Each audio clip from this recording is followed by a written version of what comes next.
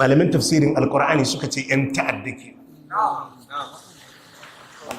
'yan tawaye masu kashe zubar da jinin bayin Allah a yi farmaki akan dukiyar bayin Allah a hana su zaman lafiya an yi kattalu Allah ya ce a karkashe su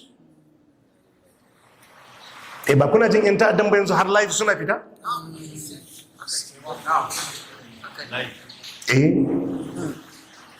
Su ma an karkashe musu mutanensu a'a an kori mutanensu ba irin wannan dalilan suke kawo ba waɗannan da kuke yin kawo su suka kashe muku mutanenku su suka kashe muku mutanenku a musulunci idan wani ya kashe maka ubanka ba da maka je ka samu ubansa ka kashe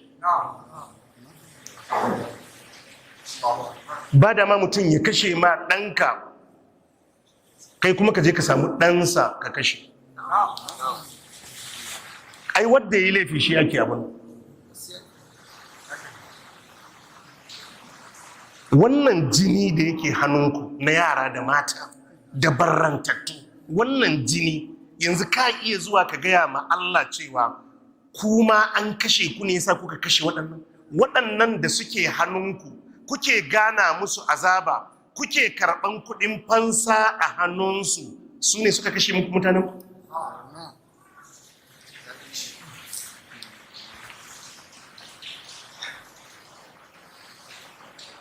ai duk abin da sauƙi tun da akwai alkiyama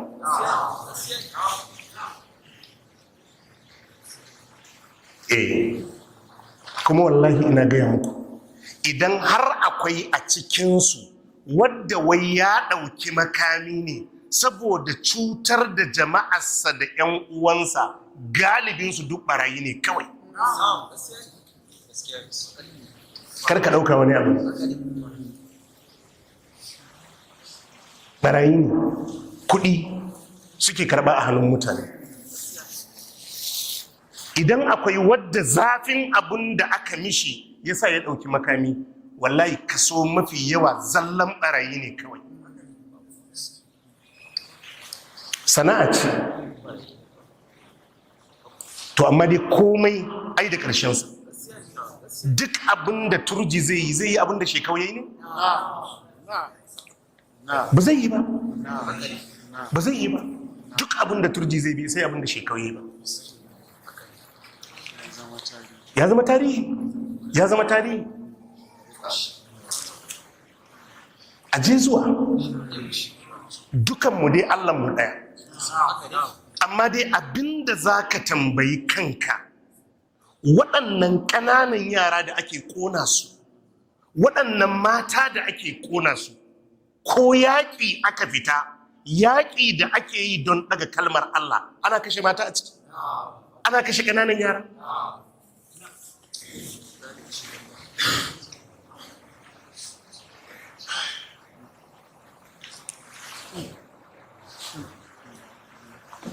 to haka ne annabi ya ce la zawalu duniya ahwanu ala Allah min qatl rajulin muslim duniya a kawar da ita duniyar ba duniya an yi kansilin duniya an soke ta ya fi sauƙi ma Allah akan a kashe mutum ɗaya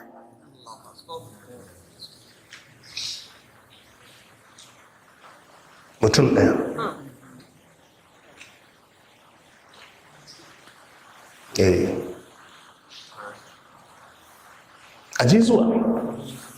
aje zuwa haba mana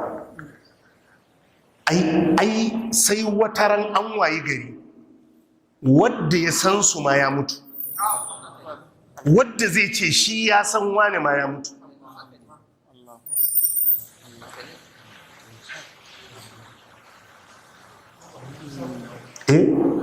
an kashe maka 'yan uwanka ka je ƙauyuka kana tattara yara da mata da barantattu wadda wani damuwansa ya je ya yi noma ya ci abinci shi ya kashe maka 'yan uwanka ka je ka nemi wadda su kashe maka 'yan uwanka ba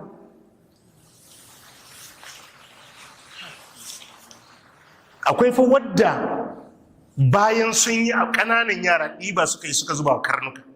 To shi yaron da kuka ba wa kare ya ci me muku? Me muku? Shi me muku?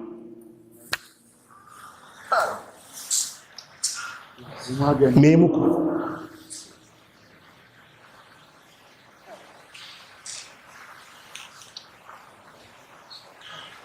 Haka ne, wata mota da suka taɓa tarewa suka cunna mata wuta.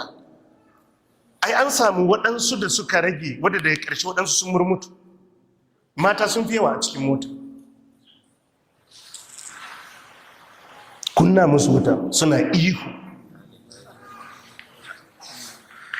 Wata motar ta 'yan kasuwa ne sun fito daga kasuwa za su je a yi kwanton ɓauna a buɗe mata wuta.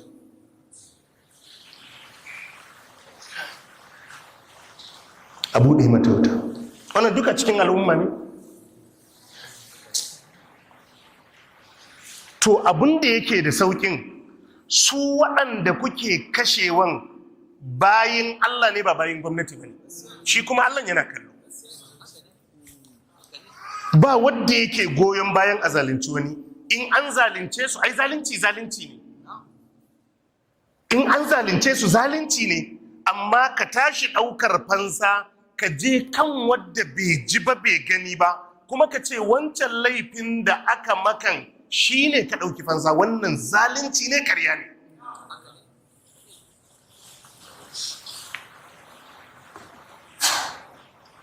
Allah ya samu dace. Allah ya ce wala tufsidu fil ardi ba'da islahiha. Kar ku yi fasadi a bayan ƙasa bayan an gyara ta, ku yaɗa ba. Shine Allah ce an yuqattalu, a karkashe su, aw yusallabu, ko a tsire su, aw tuqatta aydiyahum wa arjuluhum min khilaf, ko a yanke hannayensu da kafafunsu a sabe, aw yunfaw min al-ard, ko a kore su a cikin ƙasa. Zalika lahum khizyun fid dunya. Wannan kuma kaskanci ne da Allah ya dora musu tun a nan rayuwar duniya. Wa lahum fil akhirati azabun azim. Allah ya ce a lahira suna da babbar azaba. Saboda haka yana daga cikin fasadi a bayan ƙasa zubar da jini. Yanzu gashi nan duk kusan manyan garuruwan mu jihohin nan yana da wahala ka samu 'yan kwacen waya, faɗan daba da makamantansu. Da rana za a zo a sussoki mutum da wuka. Da rana za a zo a soki mutum da wuka.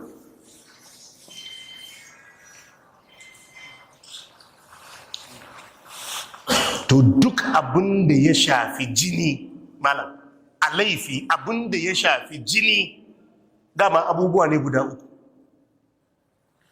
Ɓangaren alaƙarka da Allah mafi girman laifi shirka. Ɓangaren alaƙarka da bayin Allah mafi girman laifi shine kisan kai. Laifin da za ka yi wajen alaƙarka da mutane shine ka kashe wani. Ba laifin da za ka yi a cikin mutane mafi girman kisan kai. Tsakanin